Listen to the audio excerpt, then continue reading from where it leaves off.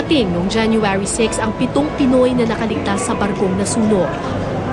Sinalubong sila ng mga representative mula sa OWA, Sea Power Shipping ang ahensyang nagpaalis sa kanila at ng Atlantic Bulk Carrier ang kumpanyang may-ari ng barko. Kabilang sa mga nakaligtas sina Ray Bilito Galang, Franklin Ebrado, Jo Marie Alcantara, Jason Alfante, Ronnie Sarian, Christopher Agra at Ubaldo Tabige.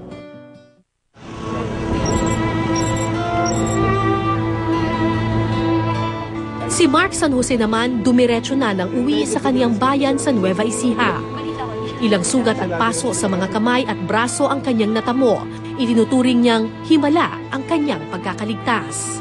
Ayun, mga alas 8, kumain ngayong pansit, tapos tulog kami ng alas 10. Tapos mga bandang mga 1:45 yata yun, nag-alarm na tapos nag-blackout. Yun, mabilis na nga po eh. Ang laki na nga po eh. Para makaligtas, humawak daw si Mark kahit sa nasusunog na pinto para lamang makalabas. Ang bilis ng pangyayari, mga 15 seconds lang, nano na agad yung apoy.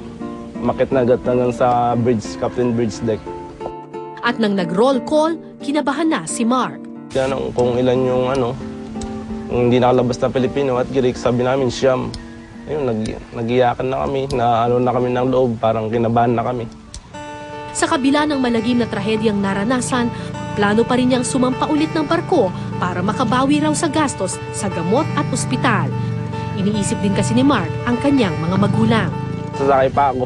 Kawawa naman yung mga magulang ko, wala man ang pambili ng gamot. Sakit kasi sila kaya kayanin ko pa rin kahit nakakatakot. Sa tala ng International Seafarers Action Center o ISAC noong 1995 hanggang taong 2009, nagkaroon ng 13 major sea accidents. Samantala, nangako naman ang shipping enterprises na hindi nila pababayaan ang pamilya ng mga nasawi, gayon din ang mga nakaligtas. Makakatanggap ang pamilya ng mga nasawi ng $50,000 o 2.3 million pesos. Bukod pa ito sa monthly allowance na ibibigay sa mga anak buwan-buwan hanggang umabot sila sa edad na 21.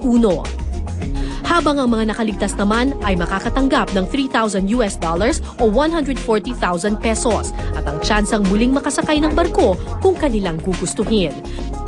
The owners are willing to give bonus and to pay the personal effects or the belongings that were lost to be compensated. And we will take them for medical to make sure that they are all okay. Bukod sa mga ito, may mga benefit claims din ang mga seamen mula sa Overseas Workers Welfare Administration o OWA.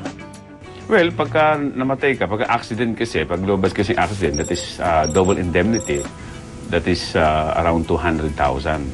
Ganun yun. Pagka kasi yung hindi accident, 100,000 yung makukuha nila. Pero hinihintay pa namin yung formal na nung report nung Sea Power para meron tayong batayan. Sa ngayon, nagsiuwian muna ang mga crew ng MV Agent Wind sa kani-kanilang probinsya. Kailangan nilang magpahinga para kahit paano'y malimutan ang bangungot na idinulot ng kinasangkutang trahedya. Kung meron po kayong naisikwento, maaari po kayong sumulat sa amin, OFW Diaries, GMA Network Center, EDSA Corner, Timog Avenue, Diliman, Quezon City. Pwede rin po kayong mag-email, ofwdiaries@gmanetwork.com.